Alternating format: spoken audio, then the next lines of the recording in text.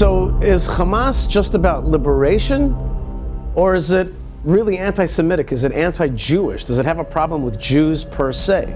A perusal of the Hamas charter seems to indicate that there's a problem with Jews themselves. And to understand that a little bit better, I'm in studio today with Dr. Mordechai Kedar, who's an expert, world expert on Islamic radicalism. Is that a fair statement that they have a problem with Jews per se, Hamas? Well, if you read the covenant, you can very easily see how many verses of the Quran which talk about the Jews, not about the Israelis. Those days there was no state of Israel. They are talking about Jews and how the Islam should treat the Jews and what the Prophet Muhammad said about the Jews. So it was all from the 7th century and the 8th century from the Hadith, the Islamic, the oral tradition. So I saw a lot of mention of Freemasons and that Jews control everything in the world and money and media and communism, and they put a lot of isms and they put the Jews as in charge of all these things. It's really like a classic. They quote the protocols of the Elders of Zion. Means this is where they take their concepts about Jews in the modern world who control everything. Do they believe it really? Is that what an average Hamas soldier believes? Of course. You know, the protocols had so many translations to Arabic, and not only to Persian, to Turkic, to all kind of Islamic languages.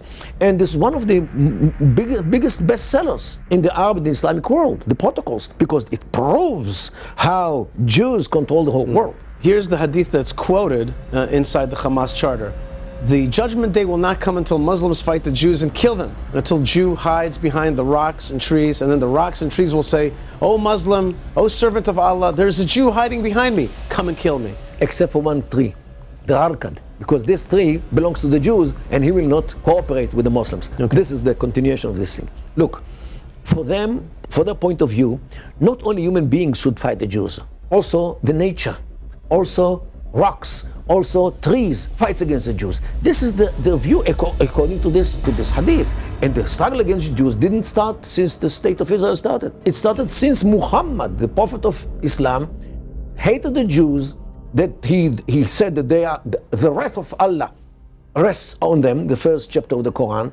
Jews are prophet killers, this is what they took from Christianity. Jews are descendants of swines and apes, and this whole from the Quran, not from today's newspapers. So Jew is basically inhuman. He's some kind of vermin. He's a son of pig and monkeys.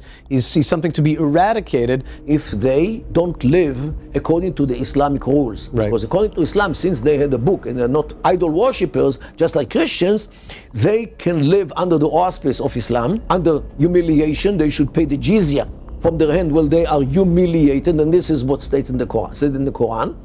And they cannot ride a horse, only a donkey, in order to denigrate them, and all kinds of other restrictions, especially to walk in the sewage canal in the street. And you know, those days they didn't have sewage under the ground, right? So everything which comes out from the households was running in the streets. October 7th comes right out of this stuff. The inhumane murder of Jews, babies, etc. Because all these are soldiers. A baby will grow up to be a soldier.